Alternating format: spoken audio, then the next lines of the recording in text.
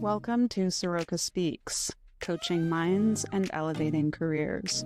We're so happy to have you here. We hope that you enjoy this episode and that it supports you to put your potential in motion. Hello, everyone, and welcome to this episode of Saroca Speaks. I am one of your hosts, Emily Haruko, and I am joined today by my beautiful co-host, and she is going to introduce our very special guest. Hi, everyone. It's Claire, and we, should I say, are joined by the most incredible guest today. I am beyond excited. We have AJ Sarcione, who has been known and quoted as the king of positivity. So, AJ, welcome to our podcast, Saroca Speaks. We are so proud and honored to have you join us. Well, I'm thankful to be here. I'm also thankful that someone quoted me as that because it's helped bring in work in my life where people reach out and they're like, hey, we think we'd like to have you come in and speak. We heard you're the king of positivity. I'm like, yeah, someone said it. How much money you want to pay me? I love it. Right off the bat, I have a question. I'm going rogue already. Yeah. Being deemed the king of positivity, what is your perspective or distinction between positivity and toxic positivity? Yeah. I mean, I think in general terms, there's an honesty in how we show up in the world. And when we talk about authenticity, which is another word that I think is as big as positivity right now and being how it's used, there's a lot of people who walk into the world thinking they're being authentic, but they're actually showing up for what they believe they're supposed to show up as, which is the opposite of it. And I find that to be with positivity and toxic positivity. Like, I am a very positive person. I will always try to seek the positive inside of a situation. I was raised that way. I was conditioned that way as a child, and I'm so lucky to have that.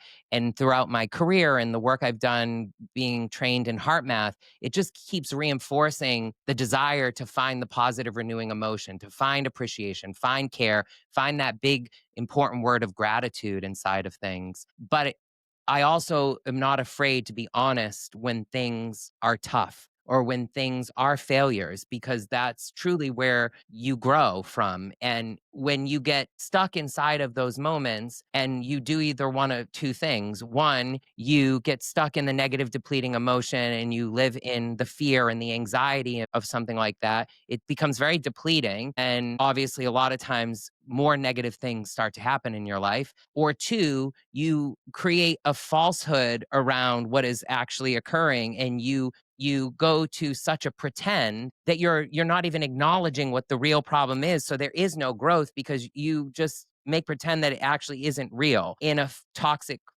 positivity type of way. And so we'll probably talk today a little bit about more on authenticity because of my program with Authentic Authority. And it's interesting that you started off with that question, because that is a reason why I created Authentic Authority, and the similar distinction between positivity, toxic positivity, like true authenticity, and then maybe this fake thing that people show up with to try to be something they're actually not. Thank you so much.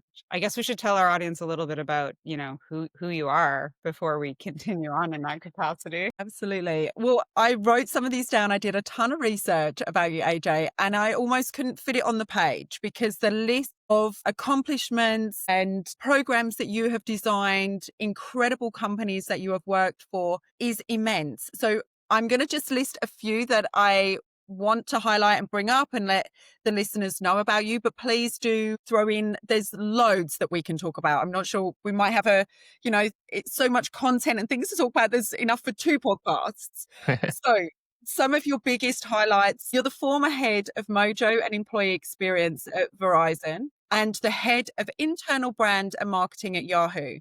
And I believe, remind me, was it Verizon that got bought by Yahoo or the other way round?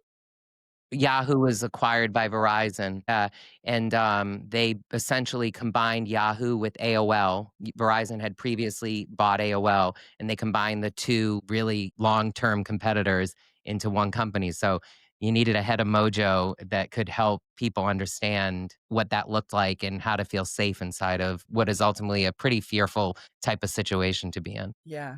Absolutely. And I think sometimes that's the part that can be overlooked in those mergers and acquisitions, right? It's, letting everybody know that they're safe, dealing with the emotions and the anxiety and the unrest and am I stable? Am I not? And then it breeds, I suppose, a little bit of competition. Well, I need to outperform you because I need to keep my job. And, you might muscle in if we're doing the same role at the same, between the two companies. Did you experience, I'm sure there was a whole array of kind of feedback and situations that you had to deal with in that merger as well? Yeah, so what was really special about that role was personally, I had a dream to speak around the world, and it gave me an opportunity to do that. And I traveled to more than 13 countries and spoke with all of our employees. And that's a really, first of all, it was a dream that I had.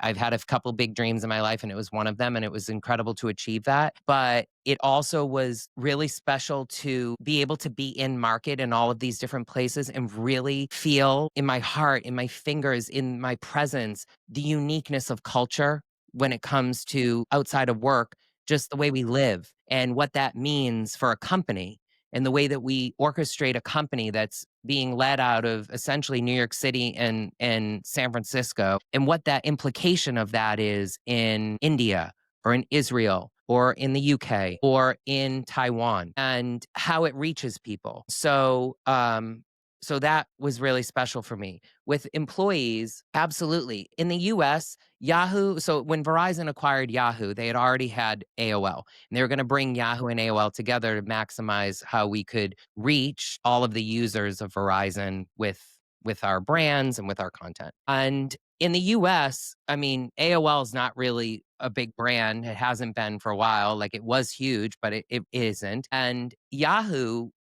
is still one of the top, I believe, 5 entry points to the internet, but that's for oftentimes an older generation. And a lot of people are leveraging the platform because they have a Yahoo email address that they're using for whatever, list that they're subscribed to, or they're in finance and they're using Yahoo Finance, or they were doing it for fantasy football. So the brand still was significant, but not nearly as much as places like Tel Aviv, where you still had active Yahoo as a brand, active AOL as a brand, or, in other countries around the world. And so when you then bring these two competitor brands together in those markets, it's scary for people, as you're saying. And I think in any M&A situation, and you probably both can understand this just from what I know about you all and the leadership work you do and the communication skills you have. There's something special when you're in a role like mine that you can speak with the C-suite and understand the high level vision that they're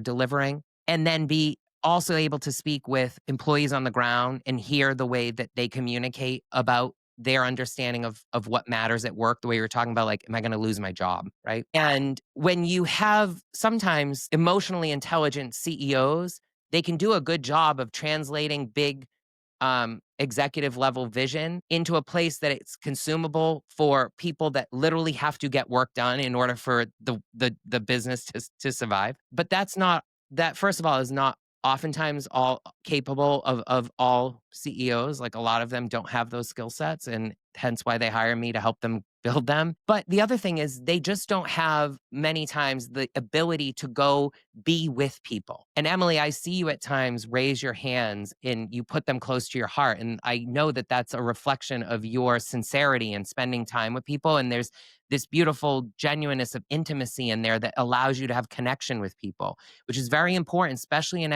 M&A, when you have the fear of these companies, to be able to go and sit with people and make sure people feel seen and feel heard and feel loved. And then when you hear issues, they're actually then going to also hear response back, and that someone will initiate that and make sure that it's taken care of. And that was what my role and my team was ultimately there for. And I would say it is extremely significant. It helped to pinpoint good things that had been developed before the M&A, and there's a big backstory there on the challenges with that due to the nature of those businesses. But it also really exposed the areas of opportunity, and I was able to bring in some pretty powerful outside agencies to help reshape a lot of the concerns that I was finding to mitigate what ultimately is probably the demise of most M&As and them not working, which is bad culture. And so, yeah, I do think that what you described, there was that, but I'm happy that, I was in a role that served it well, but then also personally, professionally strengthened not only the hopes and dreams I had for myself, but the ways that I've been then since able to deliver that to other businesses since I left. I love that. And is that where you created the Shine scale? Did that come in around the same time period? And if so, could you kind of explain to us what is this quiz, personality quiz? I'm sorry, the Shine scale that you created. Yeah, that's cool. And in a way is a personality quiz. When I left my job to go start this business, I wrote digital notes to hundreds of people that I had met that were on my team or that I interacted with or that I felt I had built a connection with. And it was these little like teal colored digital note cards that had a picture of me on the side. And then, using a digital pad, I was able to handwrite each person something. And at the end of it, I said to each one of them to keep shining because I really at that moment felt like we all have this ability to show up in the world and to be a light, our true sense of what that is for ourselves. Like that's very different. Like my light tends to be very bold and loud and oftentimes like my energy can be very infectious to people and then they'll also, as you get to know me, I have an ability to know when to pull all that back to meet people where they're at in a good way, right? Other people are much more sensitive in their light, right? There's beauty in that. They're listeners. They're people that really want to consume. And I just think that when we understand ourselves and we show up as our true selves, we shine. And so I said that to everyone. As I went off into my own business and started to think, how do I take all this stuff I've learned and implement it? I built the Shine Scale, which is essentially 14 characteristics that I've determined I've seen in great leaders show up. And I wanted to create something that would help me evaluate that in people to have a starting point. Just to pause for a second, a lot of people that I have somewhat of an aversion sometimes when people are like, you're a coach, not because I don't think coaches are amazing. They're incredible. I think coaches from business coaches all the way to coaches of sports, like we need people to coach people.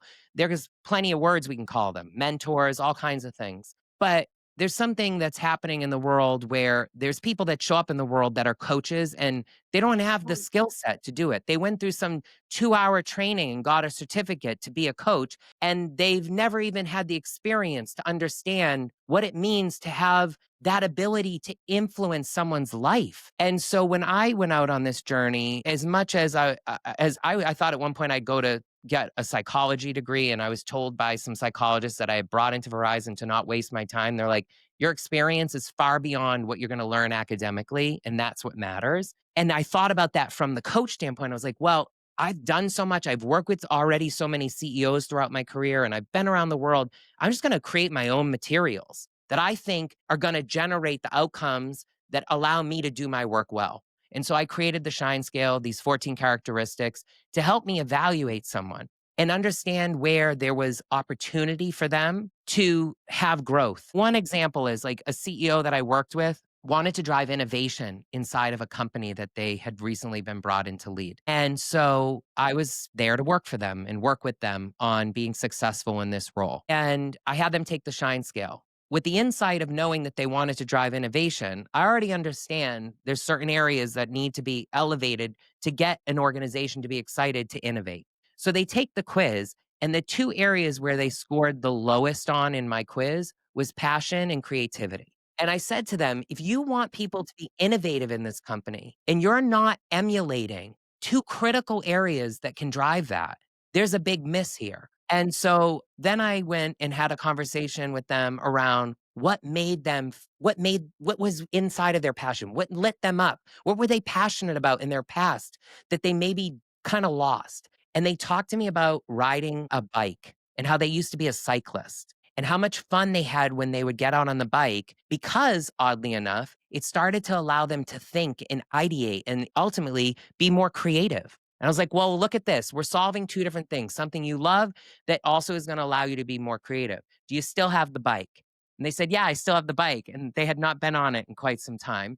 I said, can you get on the bike and ride the bike? And they said, I can get on the bike and ride the bike. I said, great. I want you to get on that bike and I want you to ride it to the office one day. Start with one day. And when you get to the office, I want you to wheel the bike into the office, wheel it through the halls, and bring it into your office, which was full glassed walls. And I want you to put the bike next to the glass walls. And I said, okay.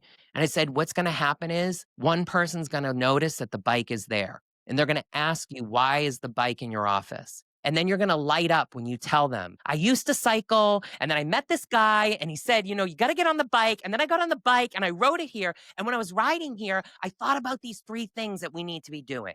And I was like, do you understand the impact that could change and that could make inside of that one person? And then when you spark that one person, how that one person is probably going to go out and tell someone, our crazy CEO rode their bike here. But listen, it was a great idea because then it got them to think of these 3 things. And then I was thinking, because of that, maybe what if we did these other 3 things?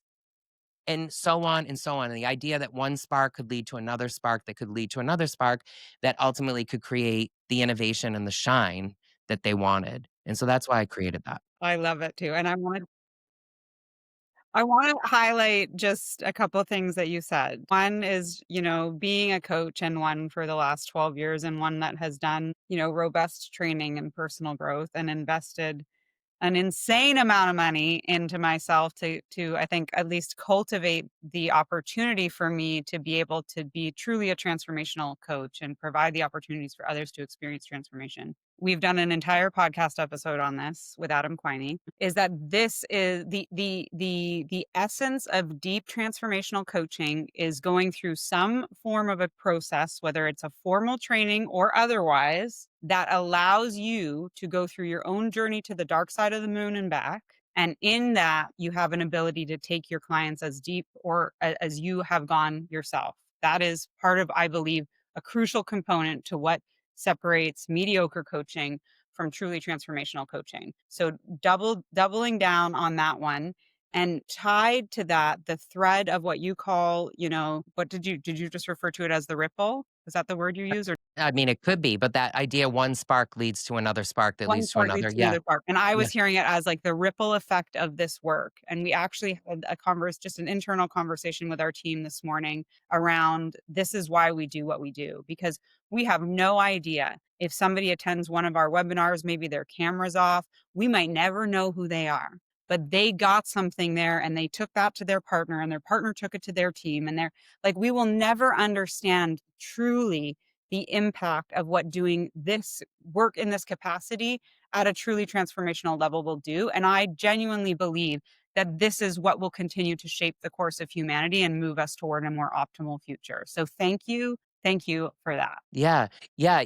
I encourage you to look at HeartMath. I'm a practitioner of that. That is something that I have invested in becoming certified in, because at one point as Claire was describing, many things I've done in life. In my undergrad, when I originally was in a music program and left and was in the music industry for a second, I went back, I was a biochem major. And when I was a biochem major, I thrived in it because I love hard science. And when I started to have to take my soft science classes with psychology and philosophy and even religion, world religions, I was challenged in there because it wasn't so concrete.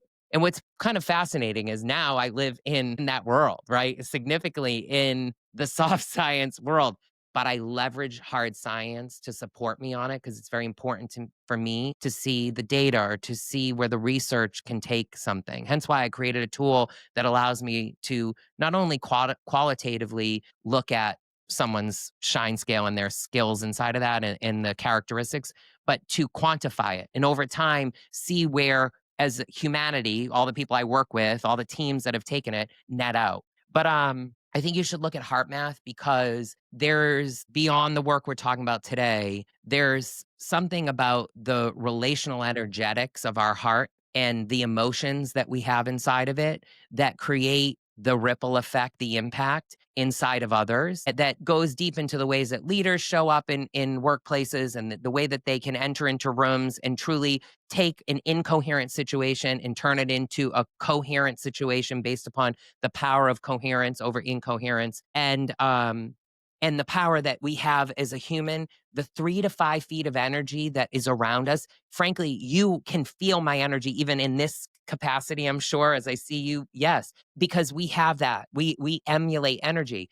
A lot of people think that it comes from the things that are inside of our mind. And so many people work in mindset, which is very important. The mind actually only gives off about an inch of energy. What you're actually feeling is what's in my heart. And so when we learn to leverage the power of the heart brain, it in itself has the ability to influence other people around us. And if someone's in a negative, depleting emotion that's driving them into incoherence, and we walk in with strong coherence and strong heart rate variability and the ability to shift ourselves at times from the anxiety when things happen to the gratitude that we're still present and we can take that and move forward with it and find something positive in it, what that does to other people. And so yes, yes to all the things that you're saying. And yeah, for me, I think as you talk about that transformation comes in different ways. I'll say one more thing and then I'll stop.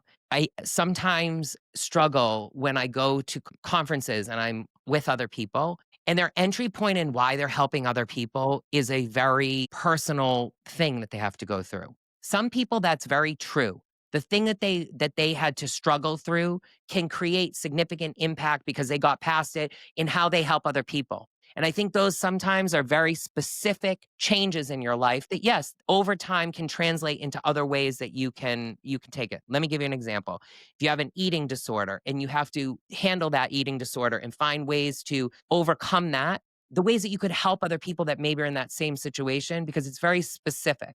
Through that, you may then also develop better resilience skills or grit and other things that you could then teach teams beyond that very specific thing, right?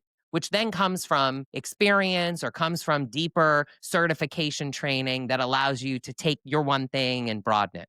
But then there are other times people take that one thing and they're like, I had this moment in my life and then I like overcame it. And now here I am and I can completely change your company as a result. And you're like, how'd you go from that to this? You know, like Yeah. I love seeing how a story can build, but I'm like, wait, what have you ever changed a company? Have you ever influenced a CEO before, you know? And for me, in maybe a very privileged way of being brought up by two incredible parents that really truly loved me so hard, but held me so accountable to being a good person, which I can even talk more on of science and that of the high standards, high support idea and why that matters with kids. That I at times don't have that story. I don't have that story of that moment. What I do have though throughout my career is even from my first job at 20th Century Fox when we were doing oddly another M&A, seeing the fear inside of people, seeing the challenge inside of bringing two companies together, seeing what that did to people. And me, because of my lucky upbringing of these lovable parents of mine who put everything on the table to make my life amazing, I was like, wait, why are y'all spinning like this? This is an opportunity. Let's take it and make it the best. And you know, throughout those experiences, as you talk about, those transformational experiences, I think is what's made me credible to be able to go and do it in companies like Cliff Bar or companies like Heinz or entertainment brands in LA. So yes, I love the stuff that you just brought up is my I really now want to train in this heart math because Emily and I are massive about energy. And like you brought up, she's always very much like this on her heart. It's one of the things that I love about her so much because you can feel it through the screen, right? And it's just like, no matter what, it's almost like she's got you. She yeah. feels you, and yeah, it's one of Emily's one of many incredible qualities that she has. But I just want to say that now I'm going to be super self-conscious every time I feel I want to go to my heart. I even stopped myself like twice already. I was like, Joe, they're just going to think you're putting it on now. I'm just kidding. I will No, allow but like inside of that, right? Like obviously, right? That's us just so real quickly, if I can, because I love what you just did. Okay. There's a difference between judging and judgment. Okay. When we live in judgment, that's a negative, depleting emotion. And what you just did is judgment of yourself. Don't do that.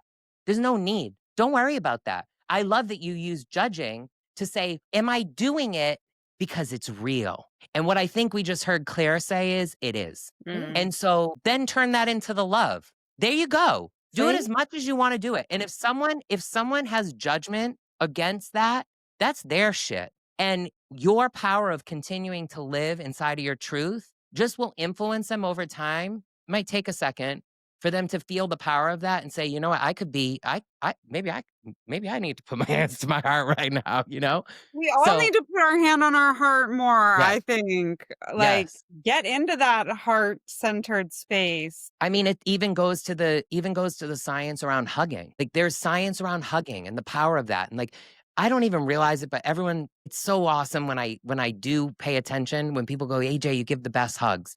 I love that like real embrace of another person and sharing that kind of energy with people. And I tend to hug like longer than most people think they're supposed to. But what's funny is then they're like squeezing me harder and they're like, you give the best hugs, right? We need to hug ourselves, right? And that to me is what you're doing in those moments, right? Yeah, Yeah. yeah, Isn't there Yeah, something? do you guys remember that there was a song in my childhood? Maybe it was a Canadian thing, but it was 8 hugs a day. That's the minimum. 8 hugs a day, not the maximum. 8 hugs a day. Or maybe it was 4 hugs. I don't remember. Insert whatever number you like. I'm sure there's some research around it, but that one's always stuck with me. And sometimes I think about like being a single mom. I'm a single mom. I got 2 kids, AJ. Like sometimes the only hugs I get are, from my kids. And I was having a conversation with David Gerard, the magician, the other day, and we were talking about like some days there's no hugs. We are not meant to live like this, right? no, Like physical touch, platonic or otherwise, is incredibly important, I believe, for our yeah, nervous system regulation, for our co-regulation as a society, as the collective.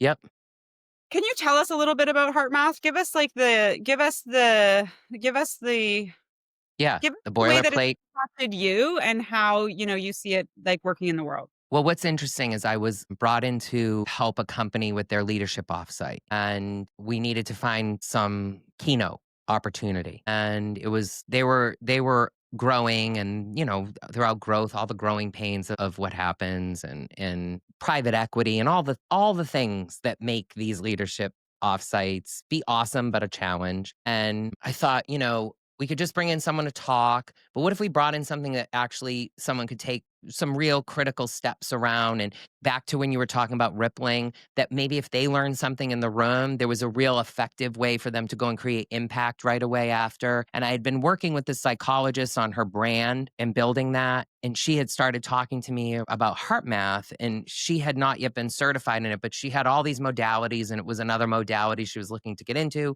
And I said, what about that? And then she introduced me to her peer that had introduced it to her. And then next thing I know, I had them hired and they came in and did a session. And it was a co-CEO situation, and neither one of which I think was really on board at first. And then after the fact, they thought that was one of the best things that had happened throughout this multi-day leadership offsite, probably because it was something they needed to hear most.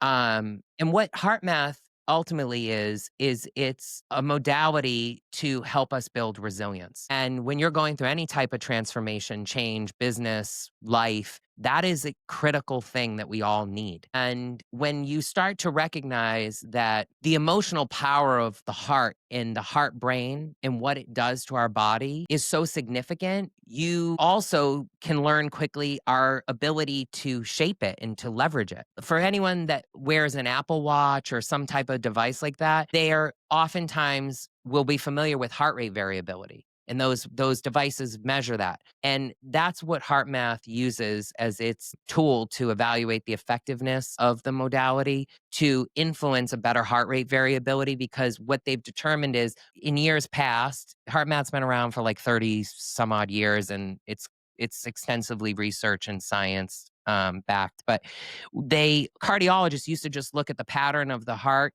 and understand the rhythm of the beats of the heart. Well, over time, they started to realize it's not just about that. It's actually the space in between and what's happening. And that's what heart rate variability is. And when you look at that, you can find if you're in like negative depleting emotions, fear, anxiety, overwhelm, that fight or flight type of stuff, you can have like a very incoherent heart rate variability graph because your body's like fighting how to create the movement forward, the resilience inside of whatever you're going through. And if you think about that and feel the rigor or like feel the rigidness of like these very harsh lines, you can almost start to feel the way that would deplete your energy. Like, it's just over time going to make you exhausted, right? On the opposite side of that is coherence, which is this beautiful, like symmetric line. And it's a wave that just feels really still and peaceful inside of itself, right? That's where we're in positive, renewing emotion, where we find gratitude, where we find appreciation, where we find care.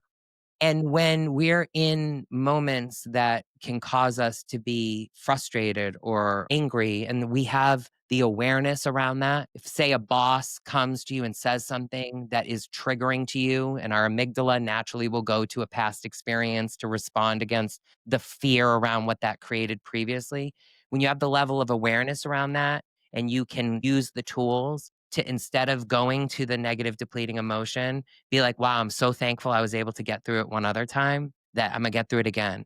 I'm so appreciative that my boss is acknowledging something that I can work together with them to fix. You change, you reframe what it is. And you use the power of the heart to actually shape the way that the brain is responding. And what's interesting is there's more information that comes from the heart to the brain than the brain to the heart. And so there's true power inside of the heart brain that is so much more powerful than what our brain can do. And when we get stuck in the idea that, no, my brain, it's the way I think, and like I got to think better. I got to think differently the next time.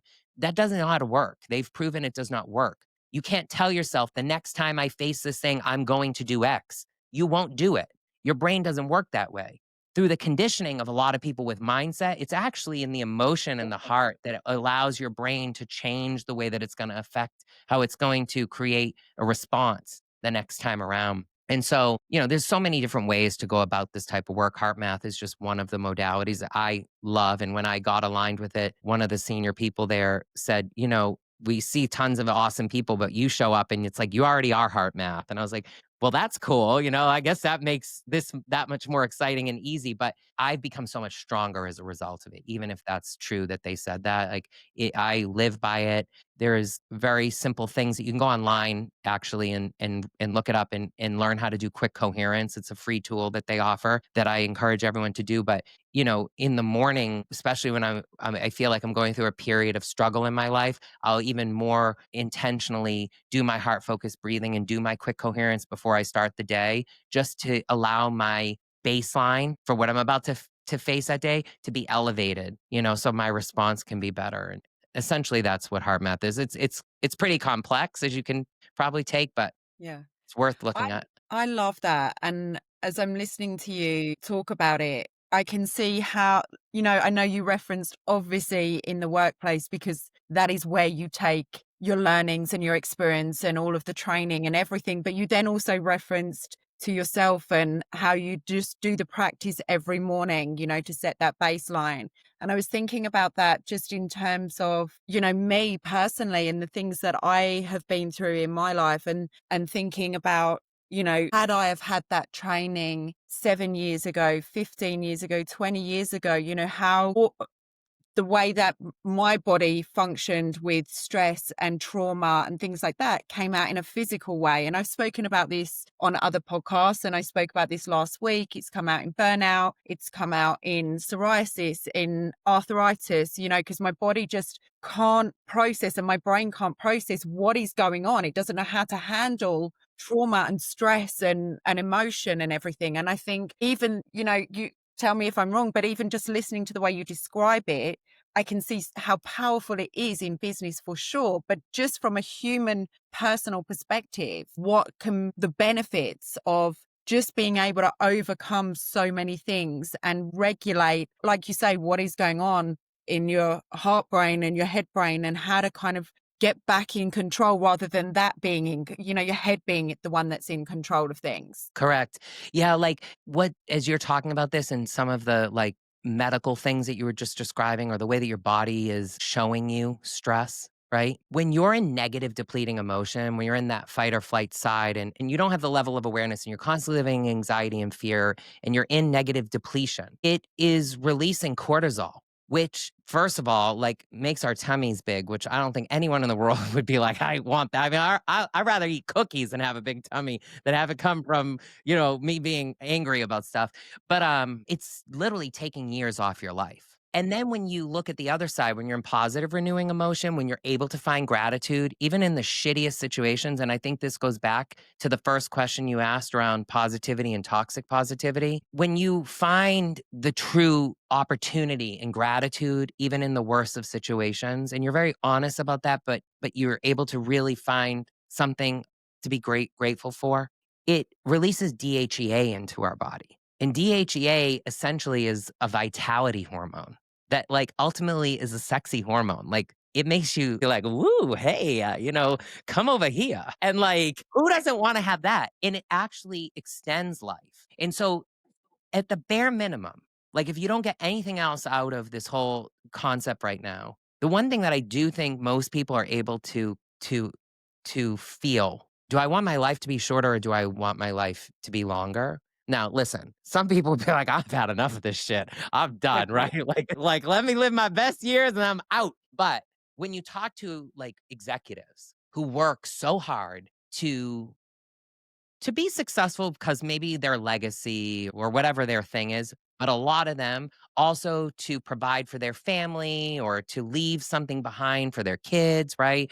Or to get to retirement and be able to go enjoy their boat or whatever it is that they want to do. And you tell them, great, that's awesome. You're going to get there. Clearly, you're on the right trajectory. But if you don't manage this emotion wisely, what's going to happen when you get to that point and you only have a year or two left because you've literally depleted your body and the time that you can live on this earth? Or could we start right now and create more years for you to be able to go sailing around the world on your yacht that you worked your whole life to create and watch your kids get, have their grandkids and all this stuff? That's a moment where people are like, yeah, like I want that time. And so when you even just go down to that and you think about it, it's pretty powerful to say I could have control over, obviously anything can happen, final destination here, but anything can happen. But if you can have more control over that, the amount of time that you have to enjoy how hard you've worked to get there by just managing your emotions better and managing your heart and the power of your heart, to me, it seems like a no-brainer. Yeah, I want to figure out how to do some of that. And then the implication of it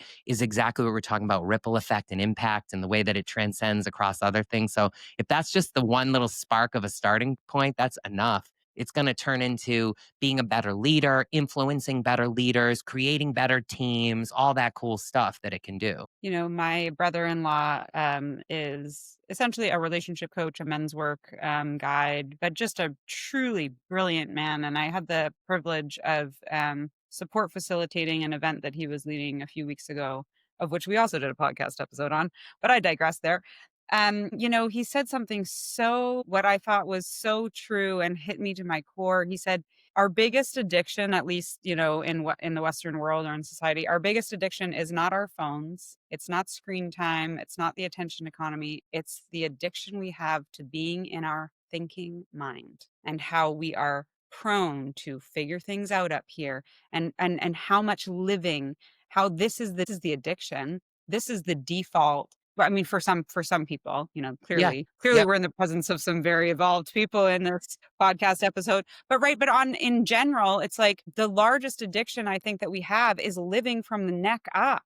And even we teach the three-center check-in, which is a Buddhist practice that comes from, the mind, the heart, and the body or the gut, right? And when we were in utero, the brain and the intestines were the same thing until the Mm-hmm. spine developed. And guess what's in between the brain and the gut? Mm-hmm. The heart. So this is Mm-hmm. tracking very, very well as far as I'm concerned. Yeah. And yes, and one tool that I give to people a lot is the 3 R's because it's easy to get stuck in the swirl. Awareness is so important. First of all, let me just say that. When you work on your awareness, and I have this other method or the method that I truly stand behind the most called the imagination method. And essentially there's 4 awarenesses in it. And I call them that specifically because I think when we can be more aware, that's a great starting point for us to create change, to create transformation, to move ourselves oftentimes in the moment from being in the swirl to being present and allowing us inside of that presence to move forward. And so I have this thing called the 3 R's. When you live in a state of awareness and you recognize I'm in that thinking brain, like I'm in my swirl, I'm in the I can't do this, I'm not good at this, I won't succeed. Judgment. Judgment is the number one driver of negative depleting emotion. When you look at HeartMath and you look at what they study, judgment is the number one driver of negative depleting emotion, okay? So when you're in those states of judgment and you have the awareness, I say to people, you need to recognize R1, remove R2, and redirect R3. And at first, it's very practical, like you have to be very specific about it. Recognize, remove, and redirect. You have to have the awareness to say, I'm in that space, I'm in a space of judgment. And ultimately, what you want to do is redirect yourself to a positive, renewing emotion to be able to move forward. What do you think the number one driver of a positive, renewing emotion is? Too. Boom. And honestly, the fact that you know that is so significant because when you ask most people, gratitude is not the thing that they get.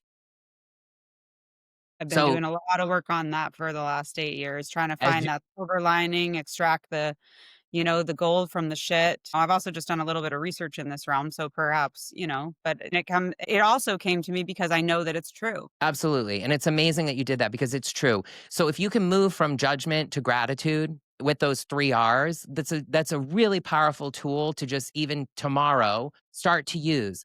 In order to get there, you have to have awareness. And I really believe in awareness. That's why I put it into my method. That's, at the end of the day, I'm sure you all know this too. When you create systems, part of the creation of that is not only the science that goes into it and the application of it and testing it and making sure it works, there's branding around it, right? You have to be thoughtful about why you use words to call certain things, what they are. And you have to have certain reasons why you call something and brand something so um people remember it, but then people also have a connection to it they understand. And throughout these last like 7 years or so, as I grew my business and I leveraged that tool that I had ultimately created, throughout my career, that method, it came to me that they weren't just like, it wasn't just like, step one, step two. They really were awarenesses. I needed people to be aware of what these things are. So do you want me to tell you what they are? Absolutely. Okay.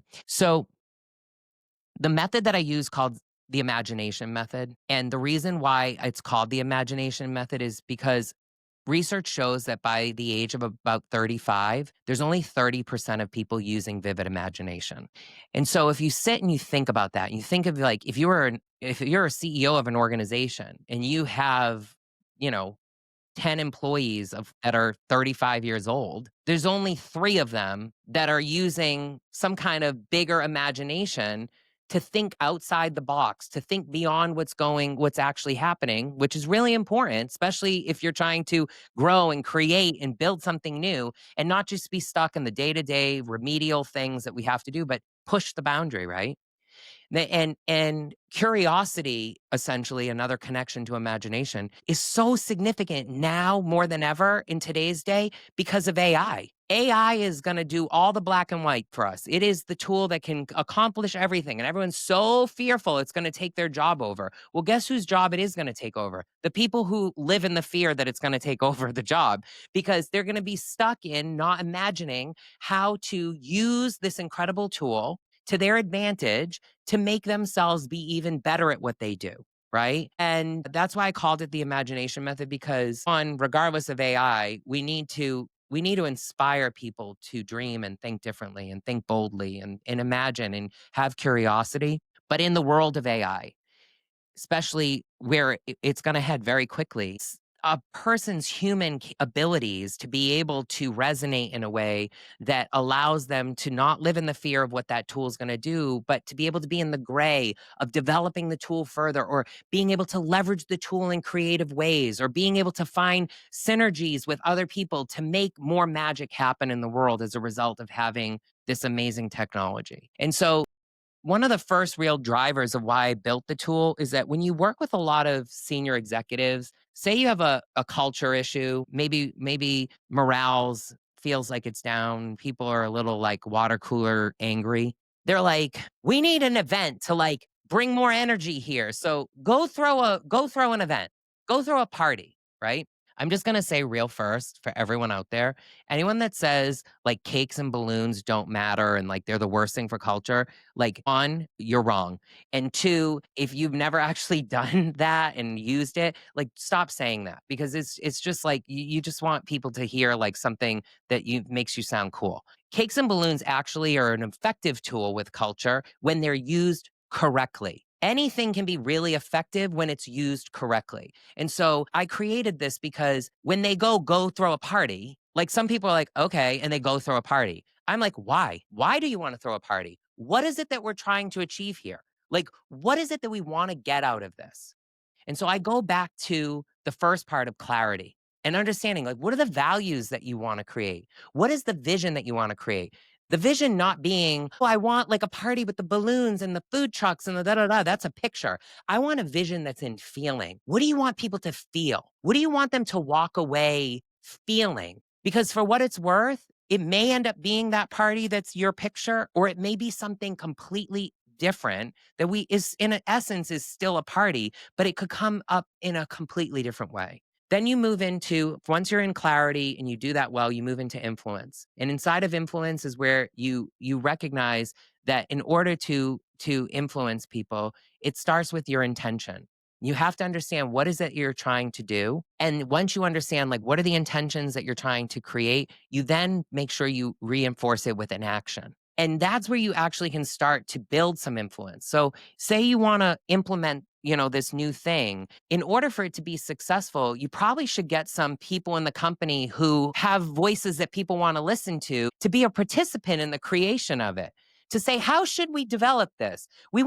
This is what we want to achieve. This is why we're doing it. How could we do this? And you have them join in the creation of it because then they're going to become ambassadors, right? Then you move into codify, which is where the thing actually occurs, which is where the CEO or whoever was like, throw a party. And it's in that moment where you actually create an experience that has the ability to shift perspective. Because when you shift people's perspective, that's when you have the opportunity to shape the perception that you want them to have. And so it could be a party, but there's probably going to be something very specific or intentional inside of the way that that party shows up with cakes and balloons. Maybe that cake is a certain design that when you cut into it inside, it reveals something that is very significant to the brand. It becomes so magical that it automatically starts to excite the imagination of people, right? It starts to make them feel differently. It starts to make them think differently. It starts to make them see differently. The last part of the method is extremely important, and that's when you're in perseverance. That's where the resilience comes to play. That's where once you do the thing, what are you going to do afterwards to make it sticky? Another example, real quickly, would be like happy hours. Oh, let's throw a happy hour because that makes people happy, right? True. I actually think like people are pretty happy when they go to the happy hour and there's free drinks and some hors d'oeuvres being passed around.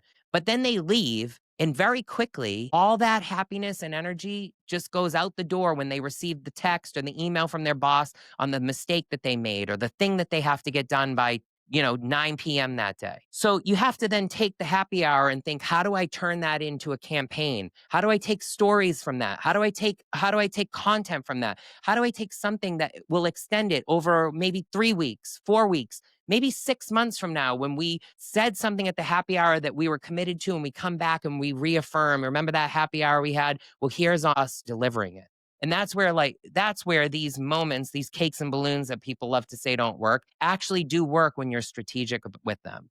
And that's why I made that tool. And what's interesting about the tool is I've integrated that tool into the way that I develop leaders by building their brands. Back to my whole qualm around coaches, it's the same with like personal brand. So many people in the world like, oh, I'm going to build your personal brand. Well, what are they going to do? They're going to help you have a LinkedIn line, and they're going to give you something for your Instagram bio, and they're going to like do what? No, those things are good. We need those. Those are tactics. But what is the strategy? What is the brand building behind that? How are you reaching people? How are you actually influencing people? How do you show up in communication? That will then help us to shape those things that you're actually going to do so they show up in your true authenticity, hence my authentic authority name for the way that I go about leadership development, and they're real to you, but then also that you build upon it and you keep yourself accountable because you've done the work to say, these are the values that do matter to me. These are the ways, these are the things of how I want to show up in the world, et cetera, et cetera. And that whole system of leadership development is built around clarity, influence, codify, perseverance as well. Because in the end, I can do all the amazing brand work for people. Up until very recently, it was one on one and it's expensive because my time's money. But like I can do all that work for people, but if you don't take it and apply it, what is the point? Are you just going to walk around with like a billboard on you being like, "Oh, I'm so and so." No, you have to do the work. You have to apply it. You have to show up and hold yourself accountable to it. And guess what? It's going to change and it's going to shape as you grow. Otherwise, you're not growing. Your manifesto that we create, that thing should change over time because you're growing when you keep using this work. So I think building these structures and building stuff for people is cool, but like you got to take it and you got to work it. Emily, you've spoken about that already. Like the fact that you came out with gratitude, you said it's because you've done the work. You keep doing the work. You keep showing up. That's why you were able to throw that out the minute I asked. And I'm telling you, people don't do that. It's because you do the work. So back with hands on your heart right there because you deserve it. Your brother.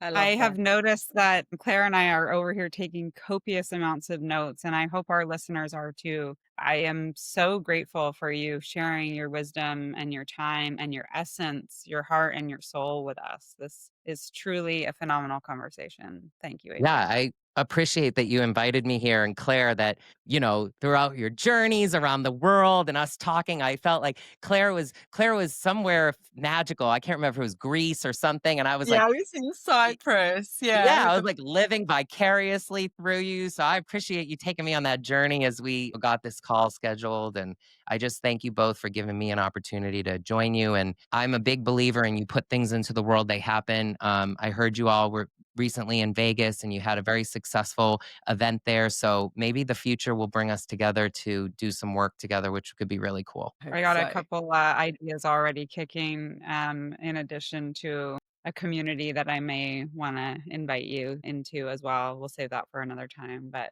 yeah, truly feeling like the divine intervention for the universe allowing our paths to cross. And I'm very excited to see where this will continue to go. Likewise. Well, thank you both so much. I really appreciate it. If anyone wants to find me, you can find me on LinkedIn, AJ Sarcione.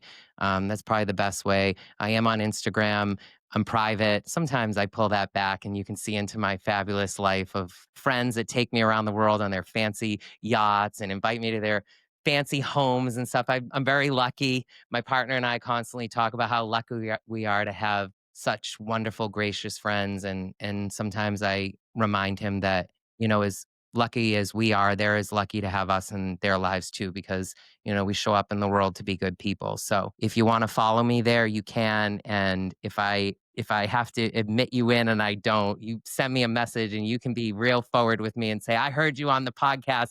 Let me in. And I will. So I love it. I yeah. love that. Thank you, AJ. And I would also recommend that people come visit your website because there is so much more juicy information about you on the professional side, not just, the yachts and, flying around the world. But yeah, there's so much from the professional standpoint. And I know that we're out of time and we really didn't talk about your authentic authority program. And I really, think there's so much that we can talk about that we could keep going all night. But I would definitely love to point people to your website so they can check that out as well. Because I think we can touch on it really quickly that it's the program that you created. It was initially designed for one-on-ones and now you've rolled that out into a group program as well. If you want to touch on that, please do. Yeah, I mean, essentially, it's kind of what I'm talking about, and that was one-on-one, and I started a group cohort earlier this summer at the end of the spring, and it was very successful. I'm really a believer in testing things and making sure they work, and the people that went through it felt like it worked really well for them, and so I have it open for other people to apply when I'm ready to do another one. I want to make sure that I have the time to be able to do that effectively and with care for people. There's also something in my heart that thinks at one point I'll try to teach other people in the world what this material is because ripple effect, truly to create impact.